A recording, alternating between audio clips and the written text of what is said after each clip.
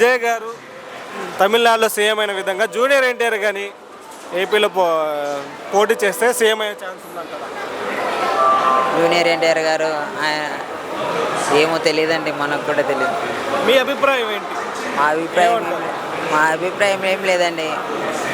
ప్రజలకు సపోర్ట్ చేసే వాళ్ళు ఎప్పటికీ ఉండాలా.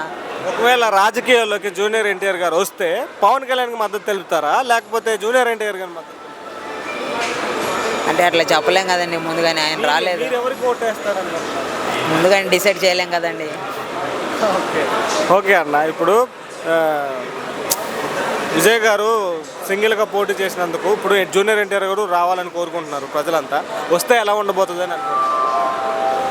వస్తే చాలా బాగుంటుందండి, చేస్తాడు. ఆయన పరిపాలన కూడా ఆయన చేస్తాడు.